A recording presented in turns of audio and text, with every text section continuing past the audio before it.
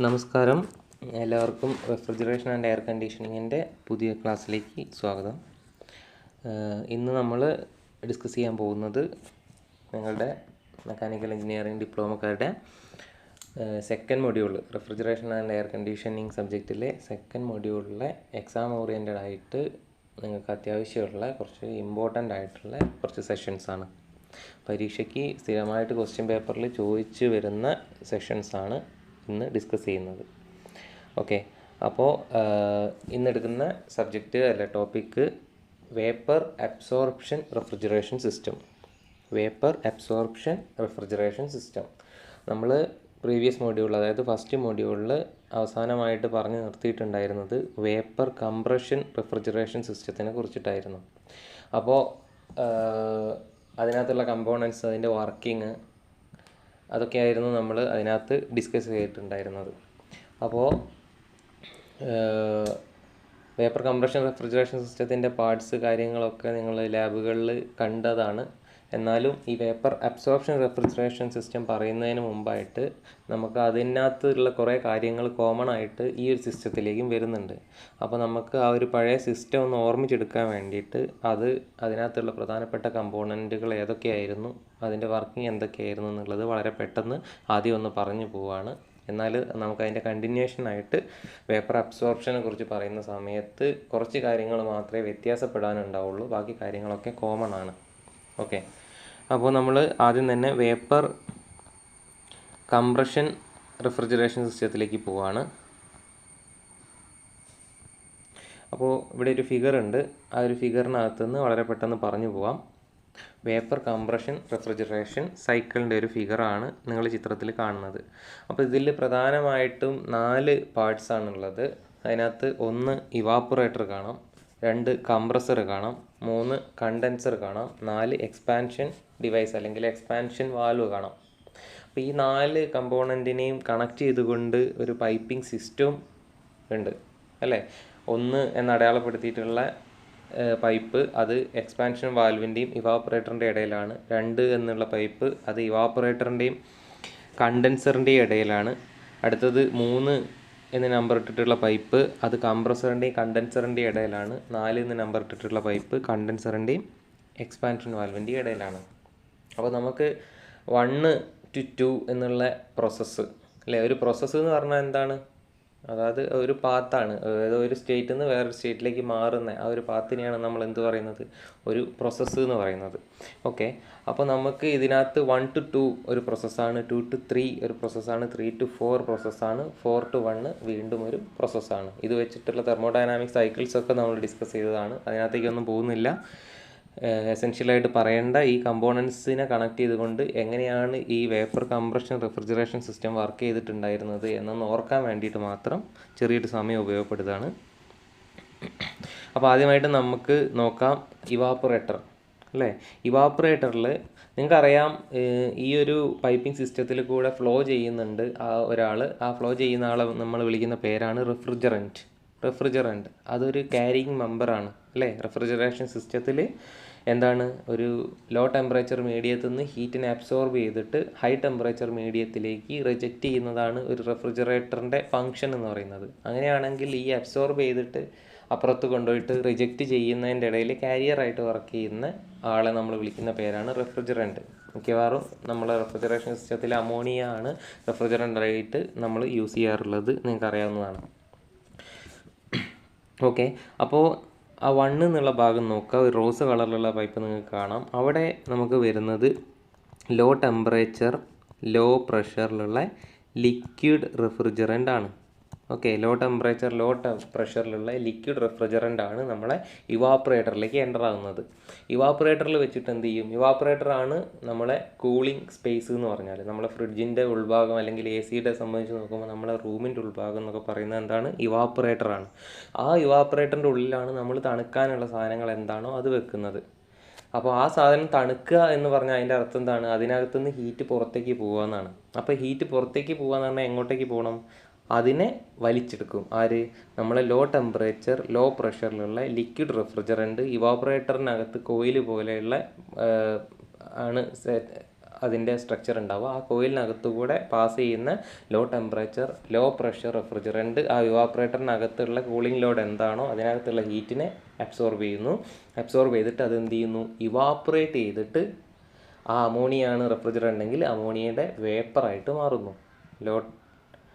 Law temperature law പ്രഷറിൽ തന്നെയുള്ള അമോണിയയുടെ വേപ്പറായിട്ട് മാറുന്നു. അതായത് ഏറ്റവും ലോ ടെമ്പറേച്ചറിൽ തന്നെ വേപ്പർ ആവാനുള്ള കപ്പാസിറ്റി ഉള്ള ഒരാളായിരിക്കണം ആര്, റെഫ്രിജറൻ്റ് എന്ന് പറയുന്നത്. അപ്പോൾ വളരെ കുറഞ്ഞ ടെമ്പറേച്ചറിൽ തന്നെ ആ ലിക്വിഡ് റെഫ്രിജറൻ്റ് കംപ്ലീറ്റ്ലി എന്തായിട്ട് മാറുന്നു, വേപ്പർ റെഫ്രിജറൻ്റ് ആയിട്ട് മാറുന്നു. അപ്പോൾ അവിടെ നടക്കുന്ന പ്രോസസ്സ് ഇവാപ്പറേഷൻ ആണ്. അതുകൊണ്ടാണ് നമ്മൾ ആ ഒരു കമ്പോണൻറ്റിനെ ഇവാപ്പറേറ്റർ എന്ന് പേരിട്ടിരിക്കുന്നത്. അപ്പോൾ ഒരു റെഫ്രിജറേഷൻ സിസ്റ്റത്തിനകത്ത് ഹീറ്റിനെ അബ്സോർബ് ചെയ്യുന്ന ഭാഗം ഏതാണെന്ന് ചോദിച്ചു കഴിഞ്ഞാൽ അതേതാണ്, അത് ഇവാപ്പറേറ്ററാണ്. ഇവാപ്പറേറ്ററിലാണ് എന്ത്, ഹീറ്റ് ഇൻ, ക്യൂ ഇൻ എന്ന് അടയാളപ്പെടുത്താം. ഹീറ്റിന് അകത്തേക്ക് എടുക്കുന്ന ഭാഗം ഇവാപ്പറേറ്ററാണ്. അങ്ങനെ ഇവാപ്പറേറ്ററിനകത്തു നിന്ന് പുറത്തേക്ക് ഇറങ്ങുന്ന സമയത്തേക്ക് നമ്മുടെ low pressure low temperature liquid refrigerant എന്തായിട്ട് മാറും, ഓൾമോസ്റ്റ് ലോ പ്രഷറും ലോ ടെമ്പറേച്ചറും ഉള്ള ലോ പ്രഷർ ലോ ടെമ്പറേച്ചറുള്ള വേപ്പർ റെഫ്രിജറൻ്റ് ആയിട്ട് മാറും. ഇവിടെ ലിക്വിഡ് റെഫ്രിജറൻ്റ് ആയിരുന്നു, അതെന്തായിട്ട് മാറും, വേപ്പർ റെഫ്രിജറൻ്റ് ആയിട്ട് മാറും. ഓക്കെ, ഈ വേപ്പർ റെഫ്രിജറൻ്റ് അടുത്തതായിട്ട് പോകുന്നത് എവിടേക്കാണ്, കംപ്രസറിലേക്കാണ്. കംപ്രസറിൻ്റെ ഇൻലെറ്റിൽ നിങ്ങൾക്ക് കാണാം റെഡ് കളറിലുള്ള പൈപ്പാണ് കംപ്രസറിൻ്റെ ഇൻലെറ്റിലേക്ക് വരുന്നത്. ഒരു ബ്ലൂ കളറിലുള്ള പൈപ്പ് 3 കംപ്രസറിൻ്റെ ഔട്ട്ലെറ്റ് പൈപ്പാണ്. ഓക്കെ, അപ്പോൾ കംപ്രസറിൻ്റെ ഇൻലെറ്റിലേക്ക് വരുന്നത് എന്താണ്, low pressure low temperature vapour refrigerant ആണ്. അത് നമ്മൾ കംപ്രസറിൻ്റെ അകത്തേക്ക് കയറി കഴിഞ്ഞാൽ അവിടെ വെച്ചിട്ട് ഈ വേപ്പർ റെഫ്രിജറൻ്റ് കംപ്രസ് ചെയ്യപ്പെടുകയാണ്. കംപ്രസ് ചെയ്യുന്ന സമയത്ത് എന്ത് സംഭവിക്കും, അതിൻ്റെ വോളിയം കുറയും. വോളിയം കുറയുമ്പോൾ അതിൻ്റെ പ്രഷർ കൂടും. പ്രഷർ കൂടുമ്പോൾ അതിൻ്റെ കൂടെ തന്നെ ആ സിസ്റ്റത്തിൻ്റെ ടെമ്പറേച്ചറും കൂടും. അപ്പോൾ വോളിയം കുറയുക, പ്രഷർ കൂടുക, ടെമ്പറേച്ചർ കൂടുക. ഈ ഒരു പ്രോസസ്സാണ് നമ്മുടെ കംപ്രഷൻ എന്ന് പറയുന്നത്. ഓക്കെ, അപ്പോൾ കംപ്രസ് ചെയ്യുന്നത് എന്തിനു വേണ്ടിയിട്ടാണ്, അതിനെ low pressure low temperature vapour റെഫ്രിജറൻറ്റിനെ high pressure high temperature vapour refrigerant ആക്കിയിട്ട് മാറ്റാനാണ്. അപ്പോൾ ഒരു കംപ്രസർ ഉപയോഗിക്കുന്നത് എന്തിനാണ്, low pressure low temperature vapour റെഫ്രിജറൻറ്റിനെ high pressure high temperature vapour refrigerant ആക്കിയിട്ട് മാറ്റാനാണ്. അങ്ങനെ മാറ്റിയെങ്കിൽ മാത്രമേ കണ്ടൻസറിൽ എത്തുന്ന സമയത്ത് ഹീറ്റിനെ പുറത്തേക്ക് വിടാൻ പറ്റുള്ളൂ. അതായത് നമുക്കറിയാം കണ്ടൻസർ എന്ന് പറയുന്നത് ഫ്രിഡ്ജിൻ്റെ ബാക്കിലുള്ള ആ കോയിൽ സിസ്റ്റമാണ്. അല്ലെങ്കിൽ എ സിയിലാണെങ്കിൽ നമ്മൾ റൂമിൻ്റെ പുറത്താണ് കണ്ടൻസർ ഉള്ളത്. അതായത് സറൗണ്ടിങ് അറ്റ്മോസ്ഫിയർ അല്ലെങ്കിൽ പുറത്തുള്ള അറ്റ്മോസ്ഫിയറിക് ടെമ്പറേച്ചറിലേക്ക് ഹീറ്റിനെ നമുക്ക് എന്ത് ചെയ്യണം, പുറന്തള്ളണം അല്ലേ. നമുക്കറിയാം നോർമലി ഒരു 30 ഡിഗ്രി സെൽഷ്യസ് ഉള്ള അറ്റ്മോസ്ഫിയറിക് ടെമ്പറേച്ചർ ഉള്ളൊരു സ്ഥലത്ത് കണ്ടൻസർ കോയിൽ ഉണ്ടെങ്കിൽ കണ്ടൻസറിൻ്റെ ഫംഗ്ഷൻ എന്താണ്, ഹീറ്റിനെ പുറന്തള്ളുക എന്നുള്ളതാണെങ്കിൽ ആ ഹീറ്റ് പുറത്തേക്ക് പോകണമെന്നുണ്ടെങ്കിൽ ആ 30 ഡിഗ്രീനേക്കാളും കൂടുതലുള്ള ഒരു ടെമ്പറേച്ചർ കണ്ടൻസർ കോയിലിനകത്തു കൂടെ ഫ്ലോ ചെയ്യുന്ന റെഫ്രിജറൻറ്റിന് നിർബന്ധമായിട്ടും വേണം. അങ്ങനെ കണ്ടൻസറിനകത്തേക്ക് വരുന്ന റെഫ്രിജറൻറ്റിൻ്റെ ടെമ്പറേച്ചർ ഇൻക്രീസ് ചെയ്യാൻ വേണ്ടിയിട്ടാണ് നമ്മൾ എന്ത് ചെയ്യുന്നത്, കംപ്രസർ യൂസ് ചെയ്യുന്നത്.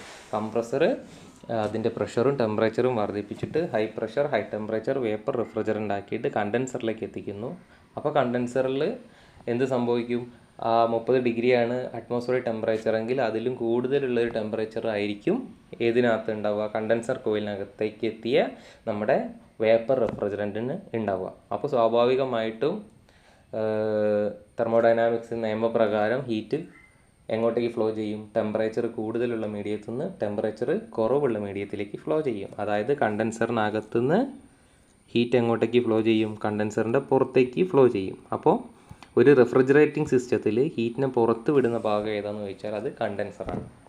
അപ്പോൾ ഇവാപ്പറേറ്റർ അഥവാ നമ്മുടെ ഫ്രിഡ്ജിൻ്റെ ഉൾഭാഗം, എ സി ആണെങ്കിൽ നമ്മുടെ റൂമിൻ്റെ ഉൾഭാഗം, അവിടെ നിന്ന് എന്ത് ചെയ്യുന്നു, ഹീറ്റിനെ വലിച്ചെടുത്തിട്ട് പുറത്തേക്ക് വിടുന്നു. അപ്പോൾ ഇതാണ് ഒരു റെഫ്രിജറേറ്ററിൻ്റെ ഫംഗ്ഷൻ എന്ന് പറഞ്ഞാൽ. അപ്പോൾ കണ്ടൻസറിൻ്റെ പ്രത്യേകത എന്താണെന്ന് വെച്ചാൽ നേരത്തെ ഇവാപ്പറേറ്റ് ആയ വേപ്പർ എന്ത് ചെയ്യുന്നു, ടെമ്പറേച്ചർ ഹീറ്റ് പുറത്ത് വിട്ടില്ലേ, ഹീറ്റ് പുറത്ത് വിട്ടാൽ സ്വാഭാവികമായിട്ടും അതിൻ്റെ ടെമ്പറേച്ചർ റെഡ്യൂസ് ചെയ്യും. ടെമ്പറേച്ചർ കുറഞ്ഞു കഴിഞ്ഞാൽ എന്ത് സംഭവിക്കും, ടെമ്പറേച്ചർ കുറഞ്ഞു കഴിഞ്ഞാൽ ഒരു നിശ്ചിത അളവെത്തുമ്പോൾ അത് അതിൻ്റെ ഡ്യൂ പോയിൻ്റ് ടെമ്പറേച്ചറുമായിട്ട് മാച്ച് ആയി കഴിഞ്ഞാൽ അത് എന്താവാൻ തുടങ്ങും, തിരിച്ച് കണ്ടൻസ് ചെയ്യാൻ തുടങ്ങും. ഓക്കെ, കണ്ടൻസ് ചെയ്യാൻ തുടങ്ങിക്കഴിഞ്ഞാൽ അങ്ങനെ കണ്ടൻസ് ചെയ്തിട്ട് ഏകദേശം കണ്ടൻസറിൻ്റെ ഔട്ട്ലെറ്റിലേക്ക് എത്തുമ്പോഴേക്കും അത് ഓൾമോസ്റ്റ്ലി എന്ത് ചെയ്യും, കംപ്ലീറ്റ്ലായിട്ട് കണ്ടൻസ് ചെയ്യപ്പെട്ട് ലിക്വിഡ് സ്റ്റേറ്റിലേക്ക് തന്നെ മാറിയിട്ടുണ്ടാവും. ഓക്കെ, ആക്ച്വൽ കേസിൽ കുറച്ച് വേപ്പറും കൂടെ അതിൻ്റെ അടുത്ത് മിക്സ് ചെയ്യുന്നുണ്ട്. അങ്ങനെയാണെങ്കിൽ അത് കഴിഞ്ഞിട്ട് ഒരു റിസീവർ എന്ന് പറയുന്ന വേറൊരു പാർട്ട് ഉപയോഗിച്ചിട്ട് നമ്മൾ ആ വേപ്പറിനെയും ലിക്വിഡിനെയും വേർതിരിച്ചെടുത്തിട്ടാണ് പുറത്തേക്ക് എടുക്കുന്നത്. അപ്പോൾ അത് ഈ ചിത്രത്തിൽ കാണിച്ചിട്ടില്ല, അതൊരു ഇമ്പോർട്ടൻ്റ് ഭാഗം അല്ലാത്തതുകൊണ്ടാണ്. ഓക്കെ, അപ്പോൾ നമ്മൾ കണ്ടൻസറിൽ നിന്ന് പുറത്തേക്ക് വരുന്ന റെഫ്രിജറൻറ്റിൻ്റെ അവസ്ഥ എന്താണെന്ന് ചോദിച്ചു കഴിഞ്ഞാൽ അതിന് എന്താണ്, ടെമ്പറേച്ചർ ചെറിയൊരു കുറവുണ്ടായിട്ടുണ്ടെങ്കിലും ഓൾമോസ്റ്റ് ഹൈ ടെമ്പറേച്ചർ തന്നെയായിരിക്കും. പ്രഷർ ഇതുവരെ കുറയ്ക്കാൻ നമ്മൾ യാതൊന്നും ചെയ്തിട്ടില്ല, അതുകൊണ്ട് ഹൈ പ്രഷർ തന്നെയായിരിക്കും. പക്ഷേ വേപ്പർ റെഫ്രിജറൻറ്റ് എന്തായിട്ട് മാറി? ലിക്വിഡ് വീണ്ടും ലിക്വിഡ് റെഫ്രിജറൻ്റ് ആയിട്ട് മാറി. ഓക്കെ, കണ്ടൻസറിൽ നിന്ന് പുറത്ത് വന്നപ്പോൾ വീണ്ടും ഹൈ ടെമ്പറേച്ചർ ഹൈ പ്രഷറിലുള്ള ലിക്വിഡ് റെഫ്രിജറൻ്റ് ആയിട്ട് മാറി. അങ്ങനെയാണെങ്കിൽ ഇനി അടുത്തതായിട്ട് വേണ്ടത് അതിൻ്റെ പ്രഷർ കുറയ്ക്കുക എന്നുള്ളതാണ്. ഓക്കെ, പ്രഷർ കുറച്ച് കഴിഞ്ഞാൽ എന്ത് സംഭവിക്കും? ആ ഹൈ പ്രഷർ ലോ പ്രഷറായി മാറും. അങ്ങനെ പ്രഷർ കുറച്ച് കഴിയുമ്പോൾ സ്വാഭാവികമായിട്ടും അതിൻ്റെ ടെമ്പറേച്ചറും കുറയും. അപ്പോൾ ടെമ്പറേച്ചർ എന്തായിട്ട് മാറും? ലോ പ്രഷറായിട്ട് മാറും. ഓൾറെഡി ലിക്വിഡ് റെഫ്രിജറൻ്റ് ആണ്, ഇനി ഫേസ് ചേഞ്ച് ചെയ്യേണ്ട കാര്യമില്ല.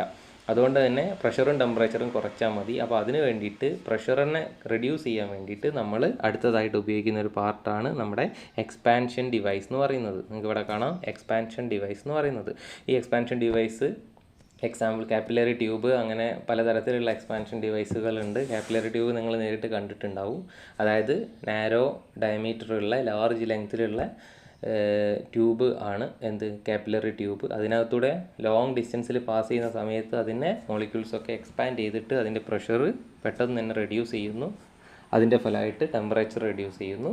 അങ്ങനെ എക്സ്പാൻഷൻ വാൽവ് നിന്ന് പുറത്തിറങ്ങുമ്പോഴേക്കും ഇതിൻ്റെ ഹൈ ടെമ്പറേച്ചർ ലോ ടെമ്പറേച്ചർ ആവുകയും ഹൈ പ്രഷർ ലോ പ്രഷർ ആവുകയും അങ്ങനെ ആ ലിക്വിഡ് റെഫ്രിജറൻറ്റ് വീണ്ടും എന്ത് ചെയ്യുന്നു? നമ്മളെ ഇനീഷ്യൽ സ്റ്റേറ്റിലേക്ക് തിരിച്ചു വരുന്നു. തിരിച്ചു വന്നിട്ട് വീണ്ടും ഇവാപ്പറേറ്ററിൻ്റെ ഇൻലെറ്റിലേക്ക് വരുവാണ്. അപ്പോൾ നമ്മൾ തുടങ്ങിയത് എന്താണോ അതേ അവസ്ഥയിൽ തന്നെ നമ്മൾ ഒരു സൈക്കിൾ റൊട്ടേറ്റ് ചെയ്തിട്ട് തിരിച്ചെത്തിയിട്ടുണ്ട്. അതുകൊണ്ട് നമുക്കിതിനെ ഒരു തെർമോഡൈനാമിക് സൈക്കിൾ എന്ന് വിളിക്കാം. ഓക്കെ, റാങ്കിൻ സൈക്കിളൊക്കെ വെച്ചിട്ട് നമ്മളിത് എക്സ്പ്ലെയിൻ ചെയ്തിട്ടുള്ളതാണ്. അപ്പോൾ ഇതാണ് വേപ്പർ കംപ്രഷൻ റെഫ്രിജറേഷൻ സിസ്റ്റം. അപ്പോൾ ഇതിന് വേപ്പർ കംപ്രഷൻ റെഫ്രിജറേഷൻ സിസ്റ്റം എന്ന് പേര് വരാനുള്ള കാര്യം, ഇതിനകത്ത് ഉപയോഗിക്കുന്ന പ്രധാനമായിട്ടുള്ള ഭാഗം എന്ന് പറഞ്ഞാൽ ഏതാണ്? കംപ്രസറാണ്. കംപ്രസർ ഉപയോഗിച്ചിട്ടാണ് എന്ത് ചെയ്യുന്നത്? കംപ്രസർ വർക്ക് ചെയ്യാനാണ് നമ്മൾ ഇലക്ട്രിസിറ്റി ഉപയോഗിക്കുന്നത്. നമ്മൾ ഇൻപുട്ട് പവർ എടുക്കുന്നത് ആരാണ്? വർക്ക് ഇൻപുട്ട് അല്ലേ, വർക്ക് ചെയ്യുന്നത്. ഇതിനകത്ത് വർക്ക് ആരാണ് ചെയ്യുന്നത്? വർക്ക് ഡൺ ബൈ കംപ്രസറാണ്. കംപ്രസറാണ് വർക്ക് ചെയ്യുന്നത്. ആ വർക്ക് എന്തായിട്ട് മാറ്റുന്നു? ഹീറ്റായിട്ട് കൺവേർട്ട് ചെയ്യുന്നു. ഓക്കെ, ആ ഹീറ്റ് ഉപയോഗിച്ചിട്ടാണ് കണ്ടൻസർ എന്ത് ചെയ്യുന്നത്? നമ്മൾ ആ ഒരു ടെമ്പറേച്ചറിനെ പുറന്തള്ളുന്നത്, ഹീറ്റിനെ പുറന്തള്ളുന്നത്. ഓക്കെ, അപ്പോൾ നമുക്ക് അറിയാം കംപ്രസറിൻ്റെ ഫംഗ്ഷൻ എന്ന് പറഞ്ഞാൽ എന്താണ്? അതിൻ്റെ പ്രഷർ ഇൻക്രീസ് ചെയ്യുന്നു, അതിൻ്റെ ടെമ്പറേച്ചർ ഇൻക്രീസ് ചെയ്യുന്നു. ഏതിൻ്റെ? നമ്മുടെ റെഫ്രിജറൻറ്റിൻ്റെ. വേപ്പർ ലോ പ്രഷർ ലോ ടെമ്പറേച്ചറിലുള്ള വേപ്പർ റെഫ്രിജറൻറ്റിൻ്റെ പ്രഷർ ടെമ്പറേച്ചർ ഇൻക്രീസ് ചെയ്യുക എന്നുള്ള ഫംഗ്ഷനാണ് എന്ത് ചെയ്യുന്നത്? കംപ്രസർ ചെയ്യുന്നത്. എന്നിട്ട് അതിനെ കണ്ടൻസർ പ്രഷറിലേക്ക് എന്ത് ചെയ്യാണ്? ഇൻക്രീസ് ചെയ്തിട്ട് ഓക്കെ, കണ്ടൻസറിൽ നിന്ന് പുറന്തള്ളാൻ പറ്റുന്ന ഒരു ടെമ്പറേച്ചറിലേക്ക് ഇൻക്രീസ് ചെയ്തിട്ട് കണ്ടൻസറിലേക്ക് വിടുകയാണ് കംപ്രസർ ചെയ്യുന്നത്. അപ്പോൾ കംപ്രസറാണ് ഇതിലെ പ്രധാനപ്പെട്ട ഭാഗം. അതുകൊണ്ട് തന്നെ ഇതിനെ നമുക്ക് വേപ്പർ കംപ്രഷൻ റെഫ്രിജറേഷൻ സിസ്റ്റം എന്ന് വിളിക്കാം. ഇതിനകത്ത് സെൻട്രൽ കൂടെ ഹൊറിസോണ്ടലായിട്ട് ഒരു ലൈന് കാണാം. അതിൻ്റെ താഴേക്കുള്ളത് ലോ പ്രഷർ സൈഡും മേലേക്കുള്ളത് ഹൈ പ്രഷർ സൈഡുമാണ്. ലോ പ്രഷർ സൈഡ് കംപ്രസറിൻ്റെ താഴെ ഭാഗത്തുള്ള പാർട്ടുകളാണ്. അതുപോലെ തന്നെ ഹൈ പ്രഷർ സൈഡ് കംപ്രസറിൻ്റെ മേലെ ഭാഗത്തുള്ള പാർട്ടാണ്. അതായത് ലോ പ്രഷറിൽ വരുന്നത് ഇവാപ്പറേറ്റർ സൈഡും ഹൈ പ്രഷറിൽ വരുന്നത് കണ്ടൻസർ സൈഡും ആണെന്ന് മനസ്സിലാക്കാം. ഓക്കെ, അപ്പോൾ ഏറ്റവും കൂടുതൽ ചൂടുള്ള പ്രഷർ കൂടുതലുള്ള ലൈന് ഒരു റെഫ്രിജറേറ്റിംഗ് സിസ്റ്റത്തിൽ ഏതായിരിക്കും എന്ന് ചോദിച്ചു കഴിഞ്ഞാൽ അത് കംപ്രസറിൻ്റെയും കണ്ടൻസറിൻ്റെയും ഇടയ്ക്കുള്ള ലൈനായിരിക്കും. അതുപോലെ തന്നെ ഏറ്റവും കുറവ് പ്രഷറും ഏറ്റവും കുറഞ്ഞ ടെമ്പറേച്ചറുള്ള ലൈൻ ഏതായിരിക്കും എന്ന് ചോദിച്ചു കഴിഞ്ഞാൽ അത് എക്സ്പാൻഷൻ വാൽവിൻ്റെയും ഇവാപ്പറേറ്ററിൻ്റെയും ഇടയ്ക്കുള്ള ലൈനായിരിക്കും. അപ്പോൾ ഇത്രയും കാര്യങ്ങളൊക്കെ അത്യാവശ്യം വേണ്ട കാര്യങ്ങളാണ്, എസെൻഷ്യൽ കാര്യങ്ങളാണ്, മനസ്സിലാക്കി വെക്കുക. ഈ വേപ്പർ കംപ്രഷൻ സിസ്റ്റം നിങ്ങൾക്ക് പരീക്ഷയ്ക്ക് സ്ഥിരമായിട്ട് ചോദിക്കാറുള്ള ഒരു ഭാഗമാണ്. അപ്പോൾ നമ്മൾ ഇന്നത്തെ ക്ലാസ്സിലെ വേപ്പർ അബ്സോർപ്ഷൻ സിസ്റ്റത്തിലേക്ക് വീണ്ടും പോവുകയാണ്.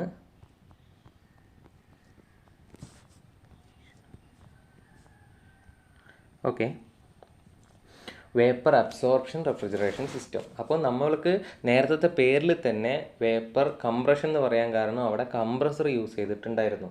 ഈ പേരിൽ തന്നെ വ്യത്യാസം വന്നത് എന്താണ്? വേപ്പർ കംപ്രഷൻ മാറിയിട്ട് വേപ്പർ അബ്സോർപ്ഷൻ എന്നായിട്ട് വന്നിട്ടുണ്ട്. അപ്പോൾ മനസ്സിലാക്കേണ്ടത് കംപ്രസറിന് പകരം അബ്സോർപ്ഷനാണ് ഇവിടെ നടക്കുന്നത്.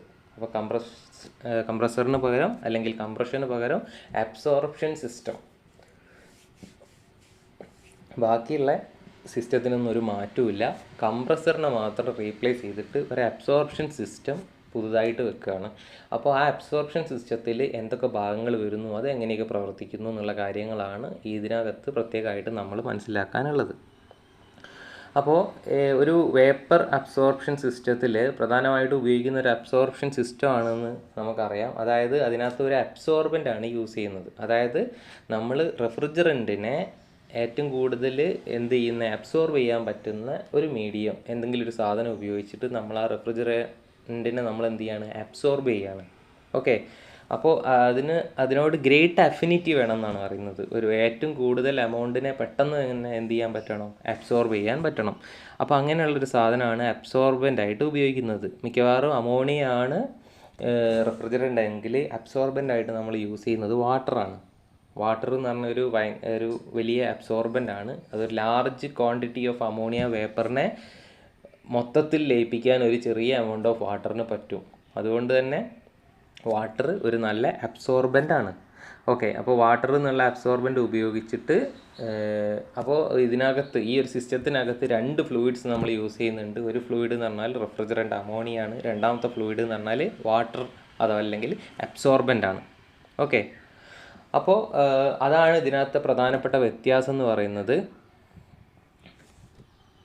പിന്നെ നമ്മൾ കംപ്രസറിനകത്ത് വേപ്പർ കംപ്രഷൻ സിസ്റ്റത്തിൽ നമ്മൾ കംപ്രസറിൻ്റെ മെക്കാനിക്കൽ എനർജിയാണ് നമ്മൾ എന്ത് ചെയ്തത് അവിടെ യൂസ് ചെയ്തതെങ്കിൽ ഇവിടെ ഡയറക്റ്റ്ലി ഹീറ്റ് എനർജിയാണ് നമ്മൾ എന്ത് ചെയ്യുന്നത് യൂസ് ചെയ്യാൻ പോകുന്നത്. ഓക്കെ, അപ്പോൾ ഇത് വൈഡായിട്ട് യൂസ് ചെയ്യുന്ന ഒരു റെഫ്രിജറേഷൻ സിസ്റ്റമാണ്. അത് കൊമേഴ്സ്യൽ ആവശ്യങ്ങൾക്കും അതുപോലെ തന്നെ ഇൻഡസ്ട്രിയൽ പർപ്പസിനും ഒക്കെ ലാർജ് സ്കെയിലിലൊക്കെ നമ്മൾ യൂസ് ചെയ്യാറുണ്ട്. 1824 മൈക്കൽ ഫാരഡേ ആണ് ആദ്യമായിട്ട് ഇതിൻ്റെ ഒരു ഡിസ്കവറി നടത്തിയിട്ടുള്ളത്. അതിനുശേഷം പല രീതിയിലുള്ള മോഡിഫിക്കേഷൻസുമായിട്ട് പല പേരിലും വേപ്പർ അബ്സോർപ്ഷൻ സിസ്റ്റംസ് വന്നിട്ടുണ്ട്. അതിനകത്ത് നിങ്ങൾക്ക് പ്രധാനമായിട്ടും 2 വേപ്പർ അബ്സോർപ്ഷൻ സിസ്റ്റമാണ് പഠിക്കാനുള്ളത്. അതിൽ ഒന്നാമത്തത് ഈ കാണുന്ന ഫിഗറിലുള്ള സിമ്പിൾ വേപ്പർ അബ്സോർപ്ഷൻ സിസ്റ്റം, പിന്നെ വരുന്നത് ഒരു ഇലക്ട്രോലെക്സ് റെഫ്രിജറേഷൻ സിസ്റ്റമാണ്. ആ 2 കാര്യങ്ങളും പരീക്ഷയ്ക്ക് മാറി മാറി പലവട്ടം ചോദിച്ചിട്ടുള്ളതാണ്. ഓക്കെ, അപ്പോൾ നമുക്ക് പ്രധാനമായിട്ടും നമുക്ക് നോക്കാനുള്ളത്, നിങ്ങൾ ഈ ചിത്രം നിങ്ങൾക്ക് പുതിയതായിരിക്കും, പക്ഷേ ഈ ചിത്രത്തിനകത്ത് കുറച്ച് കോമൺ ആയിട്ടുള്ള നിങ്ങൾക്ക് പരിചയമുള്ള കാര്യങ്ങളുണ്ട്. അത് ആദ്യം ഒന്ന് കാണിച്ചു തരാം. ഓക്കെ, അപ്പോൾ ഇതിനകത്ത് നിങ്ങൾക്ക് കാണാം ഇവിടെയായിട്ട് കണ്ടൻസർ. ഓക്കെ, കണ്ടൻസർ കാണാൻ പറ്റും. കണ്ടൻസറിൻ്റെ ഫംഗ്ഷൻ എന്താണ്? കണ്ടൻസർ വേപ്പർ കംപ്രഷൻ സിസ്റ്റത്തിൽ എന്തായിരുന്നു ഫംഗ്ഷൻ, അത് തന്നെയാണ് ഇവിടെയും കണ്ടൻസറിൻ്റെ ഫംഗ്ഷൻ. ഓക്കെ, ഹീറ്റിനെ പുറം തള്ളുക എന്നുള്ള അല്ലേ, high pressure high temperature vapour റെഫ്രിജറൻറ്റിനകത്ത് നിന്നുള്ള ഹീറ്റിനെ പുറത്തേക്ക് വിടുക എന്നുള്ളതാണ് കണ്ടൻസറിൻ്റെ ഫംഗ്ഷൻ.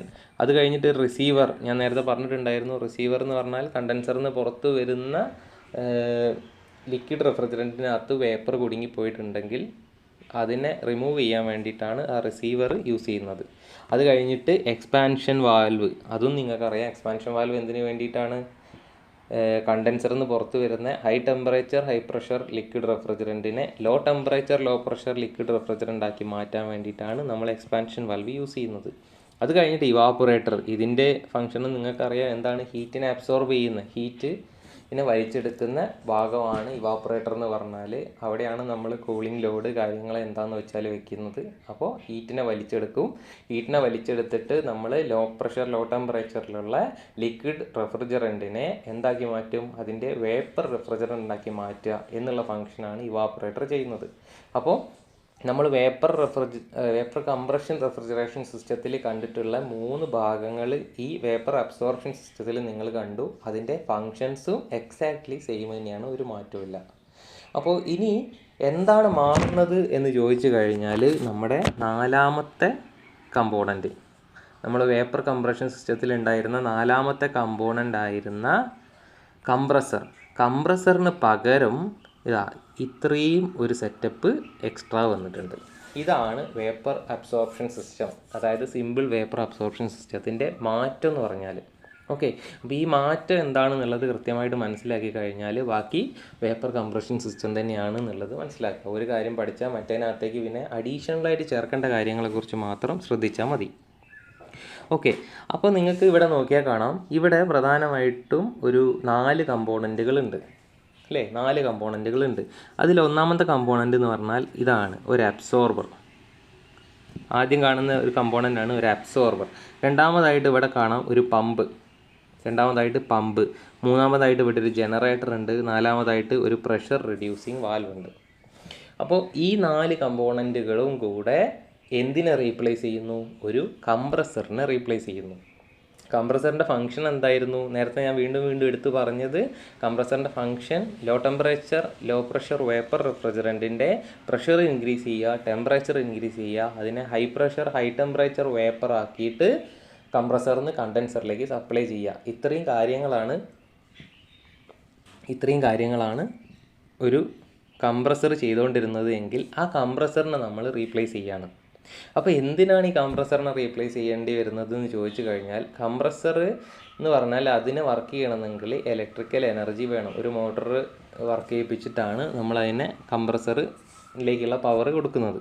ഓക്കെ, അപ്പോൾ നമുക്ക് ഇലക്ട്രിക്കൽ എനർജി വേണം. അപ്പോൾ ചിലപ്പോൾ റിമോട്ടായിട്ടുള്ള സ്ഥലങ്ങളിലൊക്കെ ഇലക്ട്രിക്കൽ എനർജി ഇല്ലാത്തൊരു സ്ഥലം ഉണ്ടെന്നുണ്ടെങ്കിൽ അവിടെ നമുക്കൊരു റെഫ്രിജറേഷൻ സിസ്റ്റം വർക്ക് ചെയ്യിപ്പിക്കണം എന്ന് വിചാരിക്കുക. അവിടെ നമുക്ക് വളരെ ചെറിയ അളവിലുള്ള ഇലക്ട്രിസിറ്റി ഉപയോഗിച്ചിട്ട്, അല്ലെങ്കിൽ തീരെ ഇലക്ട്രിസിറ്റി ഉപയോഗിക്കാതെ, കംപ്രസർ ആകുന്ന സമയത്ത് മൂവിങ് പാർട്സുകൾ വേണമായിരുന്നു അല്ലേ? ആ കമ്പോണൻസ് ഒക്കെ മൂവ് ചെയ്യുന്നുണ്ട്. കംപ്രസറിൻ്റെ ഉള്ളിൽ ഒരു പിസ്റ്റൺ സിലിണ്ടർ ഉണ്ടെങ്കിൽ അത് മൂവ് ചെയ്തിട്ടാണ് കംപ്രസ് ചെയ്തുകൊണ്ടിരുന്നത്. പക്ഷേ റെഫ്രിജറേഷൻ സിസ്റ്റത്തിൽ ഒരൊറ്റ കമ്പോണൻറ്റ് പോലും മൂവ്മെൻറ്റ് ഇല്ലാതെ നമുക്കൊരു റെഫ്രിജറേഷൻ സിസ്റ്റത്തിനെ വർക്ക് ചെയ്യിപ്പിക്കാം. എന്തൊക്കെ ഇല്ലാതെയാണ്? അതായത് ചെറിയ ഇലക്ട്രിസിറ്റി കൊടുത്തിട്ടോ അല്ലെങ്കിൽ ഇലക്ട്രിസിറ്റി ഇല്ലാതെയോ മൂവിങ് പാർട്സ് ഇല്ലാതെയോ നമുക്കൊരു റെഫ്രിജറേഷൻ സിസ്റ്റം വർക്ക് ചെയ്യിപ്പിക്കാം. ഇത് രണ്ടും കൺസ്യൂം ചെയ്യുന്നത് ഒരു കംപ്രസറാണെങ്കിൽ ആ കംപ്രസറിനെ നമ്മൾ ഈ പറയുന്ന 4 ഭാഗങ്ങൾ വെച്ചിട്ട് റീപ്ലേസ് ചെയ്ത് കഴിഞ്ഞാൽ നമുക്ക് ഒരു റെഫ്രിജറേഷൻ സിസ്റ്റം വർക്ക് ചെയ്യിപ്പിക്കാൻ പറ്റും. അപ്പോൾ നിങ്ങൾക്ക് പഠിക്കാനുള്ളത് ഈ ഒരു ഫിഗർ വരച്ച് പഠിക്കണം. ഓക്കെ, എന്നിട്ട് ഇതിനകത്തുള്ള കമ്പോണൻസ് എന്തൊക്കെയാണെന്ന് പഠിക്കണം. നമ്മളത് പഠിക്കാൻ എളുപ്പത്തിന് നമ്മൾ എന്ത് ചെയ്തു? വേപ്പർ കംപ്രഷനായിട്ട് കമ്പയർ ചെയ്ത് പഠിക്കുകയാണ്. അപ്പോൾ അതിനകത്ത് വ്യത്യാസമുള്ള കാര്യങ്ങൾ ഈ പച്ച വട്ടത്തിൽ, ആ പച്ച സർക്കിളിൽ വരുന്ന ഭാഗങ്ങൾ മാത്രമാണ്. അതിനകത്ത് absorber, pump, generator, pressure reducing valve, ഈ 4 ഭാഗങ്ങളും കൂടി ഒരു കംപ്രസറിനെ എങ്ങനെ റീപ്ലേസ് ചെയ്യുന്നു, അതുകൊണ്ട് എന്താണ് ഉപയോഗങ്ങളുള്ളതെന്നൊക്കെ നമുക്ക് തുടർന്ന് കാണാം. അപ്പോൾ ആദ്യമായിട്ട് അബ്സോർബർ കാണാം അല്ലേ? അപ്പോൾ നമ്മൾ ഇവാപ്പറേറ്ററിൽ നിന്ന് തുടങ്ങുകയാണ് ഇതിൻ്റെ വർക്കിംഗ്. അപ്പോൾ ഇവാപ്പറേറ്ററിലുള്ളത് നിങ്ങൾക്കറിയാം, ലോ പ്രഷർ ലോ ടെമ്പറേച്ചറിലുള്ള എന്താണ്? വേപ്പർ റെഫ്രിജറൻ്റ് ആണ് ഇവാപ്പറേറ്ററിൽ നിന്ന് പുറത്തേക്ക് വരുന്നത് അല്ലേ? അപ്പോൾ നമ്മൾ ഇവിടെ എഴുതിയിട്ടുണ്ട്, ഇവിടെ അടയാളപ്പെടുത്തിയിട്ടുണ്ട്, low pressure low temperature low പ്രഷറിലുള്ള അമോണിയ വേപ്പറാണ് എങ്ങോട്ടേക്ക് വരുന്നത്? ഇവാപ്പറേറ്ററിൽ നിന്ന് പുറത്തേക്ക് വരുന്നത്. ഈ ലോ പ്രഷറിലുള്ള അമോണിയ വേപ്പർ അടുത്തതായിട്ട് അബ്സോർബറിലേക്ക് കയറുന്നു. ഈ അബ്സോർബറിനകത്ത് എന്തുണ്ട്? അബ്സോർബറിനകത്ത് ഒരു അബ്സോർബൻ്റ് ഉണ്ട്. ഞാൻ പറഞ്ഞു അമോണിയ ആണ് റെഫ്രിജറൻ്റ്, അതുകൊണ്ട് തന്നെ അബ്സോർബൻ്റ് ആരാണ്? അബ്സോർബൻ്റ് വാട്ടറാണ്. അപ്പോൾ വാട്ടറിന് ഒരു തുള്ളി വാട്ടറിന് തന്നെ ഒരു വലിയ metre cube of volume of വേപ്പറിനെ അബ്സോർബ് ചെയ്യാൻ പറ്റും. അപ്പോൾ പെട്ടെന്ന് തന്നെ, അതായത് ചെറിയ എമൗണ്ട് ഓഫ് വേപ്പറിലേക്ക് ഒരു ചെറിയ എമൗണ്ട് വാട്ടറിലേക്ക് വലിയ എമൗണ്ട് ഓഫ് വേപ്പർ വന്നിട്ട് പെട്ടെന്ന് കാണാതെയാവും. അതായത് അതിനകത്തേക്ക് അബ്സോർബ് ചെയ്തു പോയി. അങ്ങനെ കാണാതെ ആവുന്ന സമയത്ത് ആ ഒരു ലൈനിൽ കംപ്ലീറ്റ്ലി പെട്ടെന്ന് ഒരു വാക്വം ക്രിയേറ്റ് ചെയ്യപ്പെടുന്നു. ഓക്കെ, എന്ത് ചെയ്യുന്നു? അബ്സോർബറിൽ വെച്ചിട്ട് ഇത് അബ്സോർബ് ചെയ്ത് പോകുന്ന സമയത്ത് അവിടെ വോളിയത്തിൽ വലിയ ഒരു ഡ്രോപ്പ് ഉണ്ടാകുന്നു. ആ വോളിയത്തിൽ ഉണ്ടാകുന്ന, ആ ഒരു സ്പേസിൽ ഉണ്ടാകുന്ന ഒരു ഭയങ്കര വേക്കൻ്റ് അവസ്ഥ അവിടെ ഒരു വാക്വം ക്രിയേറ്റ് ചെയ്യുന്നു. ആ വാക്വം കാരണം ഇവാപ്പറേറ്ററിനകത്തുനിന്ന് ഈ അബ്സോർബറിലേക്ക് ഒരു സക്ഷൻ ഫോഴ്സ് ഒരു സക്ഷൻ ഫോഴ്സ് ഉണ്ടാകുന്നു. ആ സക്ഷൻ ഫോഴ്സ് കാരണം ഇവാപ്പറേറ്ററിൽ നിന്ന് വീണ്ടും ഉണ്ടായിക്കൊണ്ടിരിക്കുന്ന വേപ്പർ റെഫ്രിജറൻ്റ് അബ്സോർബറിലേക്ക് ഇങ്ങനെ വലിച്ചെടുക്കപ്പെടും. ആ വലിച്ചെടുത്തിട്ട് എന്താ ചെയ്യുന്നത്? വലിച്ചെടുത്തിട്ട് ആ വാട്ടറിൽ അബ്സോർബായി പോവുകയാണ്. വാട്ടറിൽ അങ്ങ് ലയിച്ചില്ലാതെയായി പോവുകയാണ്. ഓക്കെ, അപ്പോൾ നമുക്കറിയാം വേപ്പർ കംപ്രഷൻ സിസ്റ്റത്തിനകത്ത് ആ 4 കമ്പോണൻസിനെയും കണക്ട് ചെയ്തുകൊണ്ട് റെഫ്രിജറൻറ്റ് ഫ്ലോ ചെയ്യാനുള്ള അതിൻ്റെ പവർ, അതിൻ്റെ ആ മൂവ്മെൻറ്റ്, അതിൻ്റെ ആ വെലോസിറ്റി പ്രൊവൈഡ് ചെയ്തത് ആരാന്ന് ചോദിച്ചാൽ അത് കംപ്രസറിനകത്ത് ഉണ്ടാകുന്ന വർക്കിംഗ് പ്രഷറാണ്.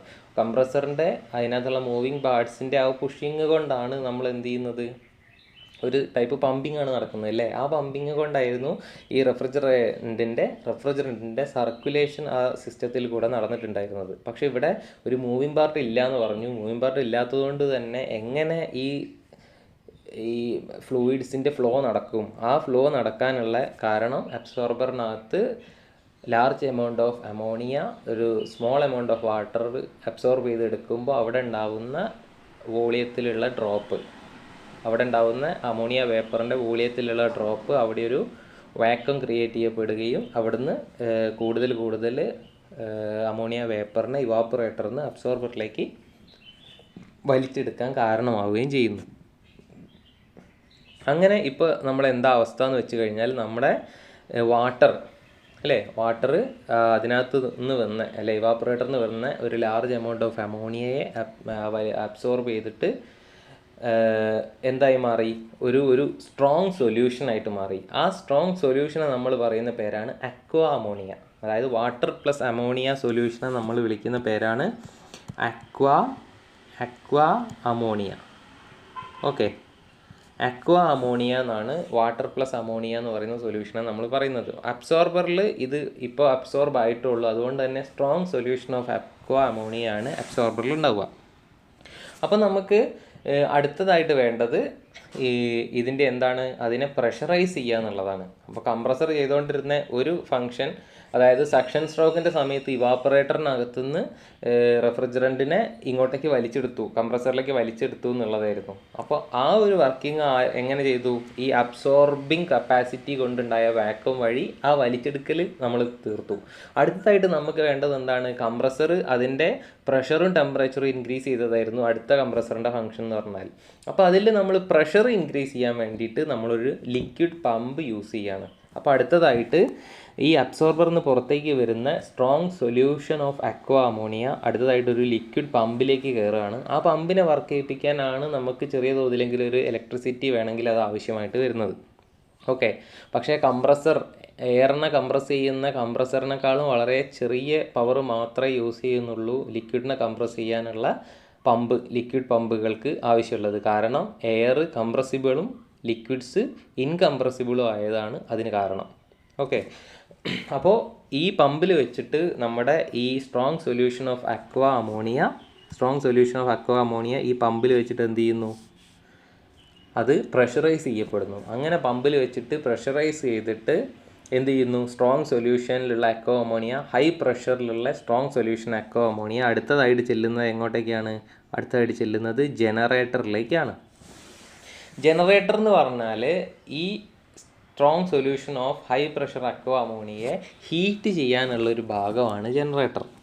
നിങ്ങൾ സാധാരണ കറണ്ട് ഉണ്ടാക്കുന്നതായിരിക്കും ജനറേറ്ററിൻ്റെ ഫങ്ഷൻ. ഇതെവിടെ അതല്ല, ഹീറ്റ് എടുക്കുക, നമ്മളൊരു അടുപ്പിൽ കൊണ്ടുവെക്കുക എന്നുള്ളൊരവസ്ഥ, അതിനെ പറയുന്ന സാധനമാണ്, അതിനെ പറയുന്ന പേരാണ് ജനറേറ്റർ. അപ്പോൾ അവിടെ നമ്മൾ സ്റ്റീം ഉപയോഗിച്ചിട്ടോ ഹോട്ട് ഗ്യാസ് ഉപയോഗിച്ചിട്ടോ നമുക്ക് എന്ത് ചെയ്യാം, ഈ ഒരു വേപ്പർ റെഫ്രിജറൻറ്റിനെ നമുക്ക് ഹീറ്റ് ചെയ്യാൻ പറ്റും. ഓക്കെ, അവിടെ ഒരു ഹീറ്റിംഗ് കോയിലൊക്കെ ജനറേറ്ററിൽ ആ ചിത്രത്തിൽ കാണാം നിങ്ങൾക്ക്. അപ്പോൾ അവിടെ നിങ്ങൾ ഏതെങ്കിലും ഒരു തരത്തിലുള്ള ഹീറ്റ് സോഴ്സ് ഉപയോഗിച്ചിട്ട് നിങ്ങൾ എന്ത് ചെയ്യാണ്, ആ ഒരു ഹൈ പ്രഷറിൽ എത്തിച്ചിട്ടുള്ള അക്വ അമോണിയ നമ്മൾ ഹീറ്റ് ചെയ്യാണ്. അങ്ങനെ ഹീറ്റ് ചെയ്യുന്ന സമയത്ത് എന്ത് സംഭവിക്കും, അവിടെയാണ് അടുത്ത പരിപാടി നടക്കുന്നത്. അവിടുന്ന് നമുക്ക് വാട്ടറിനെ സംബന്ധിച്ചിടത്തോളം വാട്ടർ ആണ് അബ്സോർബൻ്റ് ആയിട്ട് ഉപയോഗിക്കുന്നത്. ഈ മിക്സ്ചർ ഒരുമിച്ച് ഹീറ്റ് ആവുകയാണ്. ആ മിക്സ്ചറിൽ വാട്ടറിൻ്റെ ബോയിലിംഗ് പോയിൻറ്റ് വളരെ കൂടുതലും റെഫ്രിജറൻ്റായ അമോണിയയുടെ ബോയിലിംഗ് പോയിൻറ്റ് വളരെ താഴെയുമാണ്. അപ്പോൾ എന്ത് സംഭവിക്കും, ഈ ബോയിലിംഗ് പോയിൻറ്റ് താഴെയുള്ള അമോണിയ ഈ ടെമ്പറേച്ചർ കൂടി വരുന്നതിനനുസരിച്ച് വളരെ പെട്ടെന്ന് തന്നെ എന്തായി മാറും, അത് വേപ്പറായിട്ട് മാറും. വളരെ പെട്ടെന്ന് തന്നെ അതെന്തായിട്ട് മാറും, വേപ്പറായിട്ട് മാറും. അപ്പോൾ വെള്ളത്തിന് വേപ്പറാവാൻ അല്ലെങ്കിൽ തിളയ്ക്കാൻ വേണ്ടി 100 ഡിഗ്രി വേണമെങ്കിൽ അമോണിയ വളരെ ചെറിയ ടെമ്പറേച്ചറിൽ തന്നെ വേപ്പറായി മാറിയിട്ട് ടെമ്പറേച്ചർ കുറച്ച് ഒരു ചെറിയ ടെമ്പറേച്ചറിലുള്ള ഇൻക്രിമെൻറ്റ് വരുമ്പോഴേക്ക് തന്നെ അമോണിയ ഓൾമോസ്റ്റ് കംപ്ലീറ്റ്ലി എന്ത് ചെയ്യും, അതിനകത്തുനിന്ന് വേപ്പറായിട്ട് അതിൻ്റെ മേലെയുള്ള പൈപ്പിൽ കൂടെ പുറത്തേക്ക് പോവും. ഓക്കെ, പുറത്തേക്ക് പോവും. ആ പുറത്തേക്ക് പോകുന്ന അമോണിയ വേപ്പറിൻ്റെ പ്രത്യേകത എന്തായിരിക്കും, ആ അമോണിയ വേപ്പറിന് എന്തും കിട്ടി, ഹീറ്റ് കിട്ടി അല്ലേ. ഹീറ്റ് അബ്സോർബ് ചെയ്തുകൊണ്ട് അതിൻ്റെ ടെമ്പറേച്ചറും വർദ്ധിച്ചിട്ടുണ്ടാവും. അപ്പോൾ നമ്മൾ കംപ്രസറിൻ്റെ അടുത്ത ഫംഗ്ഷനും കൂടെ അവിടെ നടന്നു. കംപ്രസറിനകത്ത് ആ വേപ്പർ റെഫ്രിജറൻറ്റിൻ്റെ പ്രഷർ ഇൻക്രീസ് ചെയ്തപ്പോൾ അതിൻ്റെ ടെമ്പറേച്ചർ ഇൻക്രീസ് ചെയ്തു എന്ന് പറഞ്ഞിട്ടുണ്ടായിരുന്നു അല്ലേ. അപ്പോൾ ഈ ജനറേറ്റർ എന്ത് ചെയ്യുന്നു? ഈ ജനറേറ്റർ നമ്മുടെ പമ്പ് ഹൈ പ്രഷറിലാക്കി കൊണ്ടുവന്ന ആ ഒരു അക്വ അമോണിയയുടെ ടെമ്പറേച്ചർ ഇൻക്രീസ് ചെയ്യുന്നു. ടെമ്പറേച്ചർ ഇൻക്രീസ് ചെയ്യുന്ന സമയത്ത് എന്ത് ചെയ്യും? അമോണിയ മാത്രം അതിനകത്തുനിന്ന് ആദ്യം വേപ്പറായിട്ട് ആ മേലുള്ള പൈപ്പിൽ കൂടെ എസ്കേപ്പ് ആയിട്ട് മുകളിലേക്ക് പോവുകയാണ്. അപ്പോൾ എന്തായി മാറി? മുകളിലേക്ക് പോകുന്ന അമോണിയയുടെ കണ്ടീഷൻസ് എന്ന് പറഞ്ഞാൽ ഹൈ പ്രഷർ അമോണിയ വേപ്പറാണ്. അതിന് എന്തുണ്ടാവും? ഹൈ ടെമ്പറേച്ചറും ഉണ്ടാവും. എന്താണ്? ഹൈ ടെമ്പറേച്ചറും അതിനുണ്ടാവും. ഹൈ ടെമ്പറേച്ചർ ഹൈ പ്രഷറിലുള്ള അമോണിയ വേപ്പർ ജനറേറ്ററിൽ നിന്ന് പുറത്തേക്ക് പോകും. അപ്പോൾ നമ്മൾ ഏകദേശം കംപ്രസറിൽ നിന്ന് പുറത്തേക്ക് പോകുന്ന അതേ അവസ്ഥയിലെത്തി. ഇനി ഈ വേപ്പർ എങ്ങോട്ടേക്കാണ് പോകുന്നത്? അത് കണ്ടൻസറിലേക്കാണ് പോകുന്നത്. കണ്ടൻസറിൽ വെച്ചിട്ട് എന്ത് നടക്കും? അതിനകത്തുള്ള ഹീറ്റിനെ പുറന്തള്ളിയിട്ട് അത് വീണ്ടും എന്തായിട്ട് മാറും? അത് ലിക്വിഡ് റെഫ്രിജറൻ്റ് ആയിട്ട് മാറുന്നു. അടുത്തത് അത് എക്സ്പാൻഷൻ വാൽവിൽ വന്നിട്ട് എക്സ്പാൻഡ് ചെയ്തിട്ട് അതിൻ്റെ പ്രഷർ റെഡ്യൂസ് ചെയ്യുന്നു, വീണ്ടും ഇവാപ്പറേറ്ററിലേക്ക് എത്തുന്നു. ഇതേ സൈക്കിൾ കണ്ടിന്യൂ ചെയ്യുന്നു. അപ്പോൾ ഈ പറഞ്ഞ ഏതൊക്കെ കണക്ട് ചെയ്യുന്ന നമ്മുടെ ഇവാപ്പറേറ്ററിൽ നിന്ന് തുടങ്ങിയിട്ട് അബ്സോർബർ വഴി, പമ്പ് വഴി, ജനറേറ്റർ വഴി, തിരിച്ച് കണ്ടൻസർ വഴി, റിസീവർ വഴി, എക്സ്പാൻഷൻ വാൽവ് വഴി വീണ്ടും ഇവാപ്പറേറ്ററിലേക്ക് എത്തുന്ന ഈ ഒരു സൈക്കിളാണ് റെഫ്രിജറേഷൻ അല്ലെങ്കിൽ അമോണിയ പോകുന്ന ഒരു പാത്ത് എന്ന് പറയുന്നത്. ഓക്കെ, അമോണിയയുടെ സൈക്കിൾ എന്ന് പറഞ്ഞാൽ അത് ഏതൊക്കെ കണക്ട് ചെയ്യും? ഇവാപ്പറേറ്റർ, അബ്സോർബർ, പമ്പ്, ജനറേറ്റർ, അതുപോലെ തന്നെ കണ്ടൻസർ, റിസീവർ. ഓക്കെ, അപ്പോൾ ഇത്രയും ഭാഗങ്ങൾ ഇങ്ങനെ കണക്ട് ചെയ്യുന്ന ഈ ഒരു സൈക്കിളാണ് നമ്മൾ എന്താണ് അമോണിയയുടെ അല്ലെങ്കിൽ റെഫ്രിജറൻറ്റിൻ്റെ സൈക്കിൾ എന്ന് പറയുന്നത്. പിന്നെ അതിനകത്ത് വേറെ ഒരു ഫ്ലൂയിഡും കൂടി ഉണ്ട്. അതേതായിരുന്നു? വാട്ടർ ആയിരുന്നു. അബ്സോർബൻ്റ് ആയിട്ട് ഉപയോഗിച്ചിട്ടുണ്ടായിരുന്ന വാട്ടർ ഏതിനൊക്കെ കണക്ട് ചെയ്തിട്ടാണ് ഫ്ലോ ചെയ്യുന്നത്? വാട്ടർ ഫ്ലോ ചെയ്യുന്നത് ഈ അബ്സോർബർ, പമ്പ്, ജനറേറ്റർ തിരിച്ച് വീണ്ടും അബ്സോർബറിലേക്ക് വരികയാണ്. തിരിച്ച് അബ്സോർബറിലേക്ക് വരുന്ന സമയത്ത് ഇവിടെ ഒരു പ്രഷർ റെഡ്യൂസിങ് വാൽവ് ആണ് അല്ലേ. അപ്പോൾ എന്താണ് തിരിച്ച് അബ്സോർബറിലേക്ക് വരുന്നത്? അപ്പോൾ അവിടെ എഴുതിയിട്ടുണ്ട് വീക്ക് സൊല്യൂഷൻ എന്ന്. അപ്പോൾ എന്താണ് വീക്ക് സൊല്യൂഷൻ? നമ്മൾ പറഞ്ഞു അബ്സോർബറിനകത്ത് നിന്ന് പുറത്തേക്ക് വന്നിട്ടുണ്ടായിരുന്നത്, അബ്സോർബറിനകത്ത് നിന്ന് പമ്പിലേക്ക് പോയ ഭാഗത്ത് ആ ലൈനിലാണ് strong solution of aqua ammonia ഉണ്ടായിരുന്നത്. കാരണം അവിടെ ഒരു ലാർജ് എമൗണ്ട് ഓഫ് അമോണിയ വാട്ടറിൽ ലയിച്ചിട്ടാണ് strong solution of aqua ammonia ഉണ്ടായത്. പക്ഷേ ജനറേറ്ററിൽ വെച്ചിട്ട് എന്ത് സംഭവിച്ചു? ജനറേറ്ററിൽ വെച്ചിട്ട് ഹീറ്റ് കൊടുത്ത സമയത്ത് അമോണിയ കംപ്ലീറ്റ്ലി എന്ത് ചെയ്തു? വേപ്പറായിട്ട് പുറത്തേക്ക് അങ്ങ് പോയി. ഒരു large quantity of ammonia completely എന്ത് ചെയ്തു? വേപ്പറായിട്ട് പുറത്തേക്ക് പോയി. അപ്പോൾ അബ്സോർബറിൽ ഉള്ളതിനെ സംബന്ധിച്ച് നോക്കുകയാണെങ്കിൽ അബ്സോർബറിലും അക്വ അമോണിയ ഉണ്ട്, ജനറേറ്ററിലും അക്വ അമോണിയ ഉണ്ട്. പക്ഷേ ജനറേറ്ററിലുള്ള അക്വ അമോണിയക്കകത്തുള്ള ഒരു വലിയ എമൗണ്ട് ഓഫ് അമോണിയ എന്ത് ചെയ്തു? ഇവാപ്പറേറ്റ് ചെയ്തിട്ട് കണ്ടൻസറിലേക്ക് പോയത് കാരണം ജനറേറ്ററിൽ ആ വാട്ടറിനകത്തുള്ള ആ മിക്സ്ചറിനകത്തുള്ള അമോണിയയുടെ കണ്ടൻറ്റ് വളരെ കുറഞ്ഞു പോയി. അതുകൊണ്ട് തന്നെ ആ സൊല്യൂഷനെ നമ്മൾ വിളിക്കുന്ന പേര് week solution of aqua ammonia എന്നാണ്. അപ്പോൾ ജനറേറ്ററിൽ നിന്ന് പുറത്തേക്ക് തിരിച്ച് അബ്സോർബറിലേക്ക് വരുന്ന ലൈനിൽ ഉണ്ടാകുന്നത് എന്താണ്? Week solution of aqua ammonia ആണ്. വീക്ക് സൊല്യൂഷൻ ആണെങ്കിലും നമ്മൾ നേരത്തെ പമ്പിനകത്തുനിന്ന് കയറിയപ്പോൾ അതിന് ഉണ്ടായിരുന്ന ഹൈ പ്രഷർ എനർജി അത് ഇപ്പോഴും അതിനകത്തുണ്ട്. ടെമ്പറേച്ചർ ഹീറ്റ് കൊടുത്തു എന്ന് മാത്രമേ ചെയ്തിട്ടുള്ളൂ, പ്രഷർ കുറയ്ക്കാൻ വേണ്ടി നമ്മളൊന്നും ചെയ്തിട്ടില്ല. അങ്ങനെ പ്രഷർ കുറച്ചിട്ടേ നമുക്ക് എന്ത് ചെയ്യാൻ പറ്റുള്ളൂ? ഈ അബ്സോർബറിലേക്ക് തിരിച്ച് കൊണ്ടുവരാൻ പറ്റുള്ളൂ. അല്ലെങ്കിൽ ഹൈ പ്രഷറിനകത്ത് അബ്സോർപ്ഷൻ നടക്കാനായിട്ട് ബുദ്ധിമുട്ടാണ്. അതുകൊണ്ട് തന്നെ നമ്മൾ ജനറേറ്ററിനകത്തുനിന്ന് അബ്സോർബറിലേക്ക് തിരിച്ച് വരുന്ന വഴിയിൽ ഒരു പ്രഷർ റെഡ്യൂസിങ് വാൽവ് വെക്കുന്നു. ആ പ്രഷർ റെഡ്യൂസിങ് വാൽവ് എന്ത് ചെയ്യുന്നു?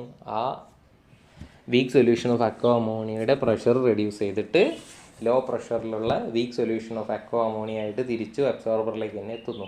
അത് വീണ്ടും എന്ത് ചെയ്യുന്നു? ഇവാപ്പറേറ്ററിനകത്തുനിന്ന് വരുന്ന വേപ്പർ അമോണിയയെ വീണ്ടും അബ്സോർബ് ചെയ്യുന്നു. ഇതേ സൈക്കിൾസ് റിപ്പീറ്റ് ചെയ്യുന്നു. അപ്പോൾ ഇതാണ് വേപ്പർ അബ്സോർപ്ഷൻ റെഫ്രിജറേഷൻ സിസ്റ്റം എന്നുള്ളത് മനസ്സിലാക്കുക.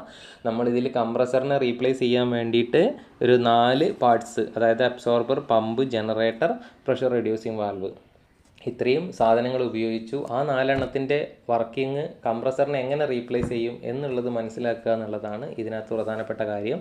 കൂടാതെ 2 ഫ്ലൂയിഡാണ് ഇവിടെ യൂസ് ചെയ്യുന്നത് എന്നുള്ളത് മനസ്സിലാക്കുക. ആ 2 ഫ്ലൂയിഡ് ഏതൊക്കെയാണ്? ഒരെണ്ണം റെഫ്രിജറൻ്റ് ആയ അമോണിയയാണ്. അമോണിയേൻ്റെ സർക്യൂട്ട് എങ്ങനെയാണ് പോകണമെന്ന് ഞാൻ പറഞ്ഞു. അതുപോലെ തന്നെ രണ്ടാമത്തെ ഫ്ലൂയിഡ് അബ്സോർബൻ്റ് ആയ വാട്ടറാണ്. ആ വാട്ടർ എങ്ങനെയാണ് സർക്കുലേറ്റ് ചെയ്യുന്നു എന്നുള്ളതും ഞാൻ പറഞ്ഞു. അപ്പോൾ ഇത്രയാണ് ഒരു വേപ്പർ അബ്സോർപ്ഷൻ റെഫ്രിജറേഷൻ സിസ്റ്റത്തിനെ കുറിച്ചിട്ട് പറയാനുള്ളത്, അതിൻ്റെ വർക്കിങ്ങിനെ കുറിച്ചിട്ട് പറയാനുള്ളത്. ഓക്കെ, അടുത്തതായി